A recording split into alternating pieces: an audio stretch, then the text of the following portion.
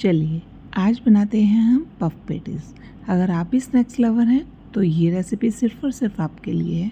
सबसे पहले हमने ले लिया है 1 कप मैदा और साथ में डाल दिया है 1 छोटा चम्मच नमक। उसी चम्मच के अकॉर्डिंग हमने डाल दिया है अजवाइन। अजवाइन को थोड़ा हाथ से क्रश करेंगे और फिर डालेंगे, इससे ना खुशबू एनहेंस होकर के आती है।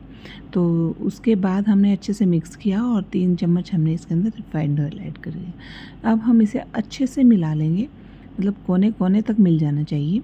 जिस कप से मैदा लिया था उसी के मेज़रमेंट से मैंने ले लिया 1/3 कप पानी और इसे थोड़ा थोड़ा डालते हुए एक डो तैयार कर लेंगे। बहुत ज़्यादा इसको मिलाना नहीं है, बस आटा गूंदना है, इकट्ठा करना है। और फिर उसके बाद देखिएगा हमारा लगभग सारा पानी हमने यूज़ किया और परफेक्ट डो जो है वो बन करके तैयार हो गया।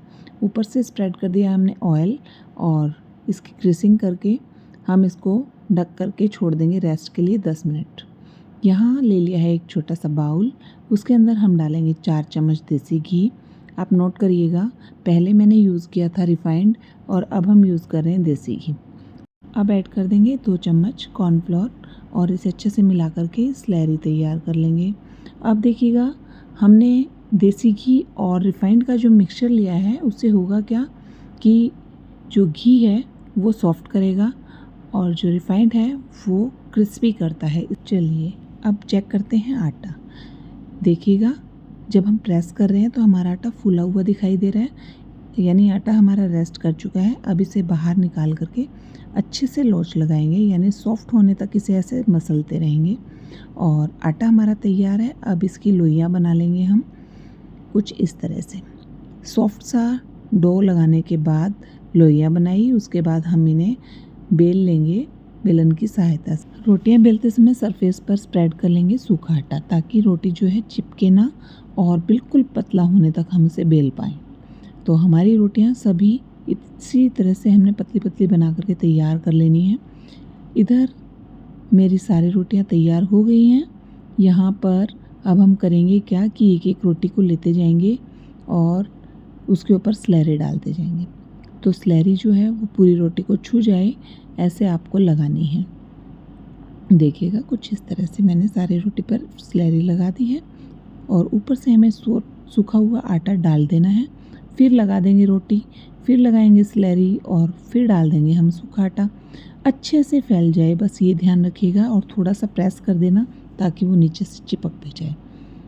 फिर डालेंगे रोटी। सारा प्रोसेस इसी तरह से कंप्लीट कर लीजिएगा और हाथों से दबा देंगे और उसके बाद हम फोल्ड कर देंगे। जो इसका एक कोना है पकड़ करके हाफ तक, मिडल तक इसको हम फोल्ड करेंगे।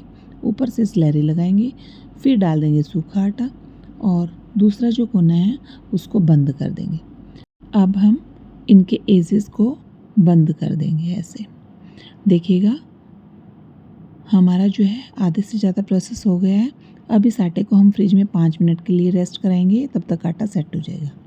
इधर आटा सेट हो गया है और हमने इसे बेलना शुरू कर दिया है। इसे हम अच्छे से बेल लेंगे बिल्कुल पतला होने तक। देखिएगा ऐसे ऊपर नीचे करते हुए आप इसको चौकोर बेल लेंगे और फिर मैं साइड के एजेस निकाल रही हूँ। ज़रूरी नहीं है ये काम करना, आप सीधा भी इसे कट कर सकते हैं। यहाँ आपको एक चीज़ ध्यान रखनी है कि अब इसका नेक्स्ट स्टेप आता है फ्राई करने का। तो जब हम फ्राई करेंगे तो बिल्कुल घी जो है वो हल्का गर्म होना चाहिए, बिल्कुल भी ज़्यादा गर्म हमें नहीं करना है। अगर ज़्यादा गर्म करेंगे तो ऊपर से सिक जाएंगे और अंदर से कच्चे रह जाएंगे। तो बिल्कुल ही लो फ्लेम पर हम इसे तैयार करेंगे। हल्का गुनगुना घी होने पर आप उसके अंदर इसे डालेंगे। देखिएगा मैंने ऐसे कट कर लिए हैं और इसके बाद गैस पर मैंने घी भी रख दिया है साथ में। इधर हमारे पफ पेटीज़ बनने के लिए रेडी है। गुनगुने घी में मैंने इसे डाला है और अब इसे आप छुइएगा नहीं। अगर आप छुएंगे तो ये फट जाएंगे बीच में।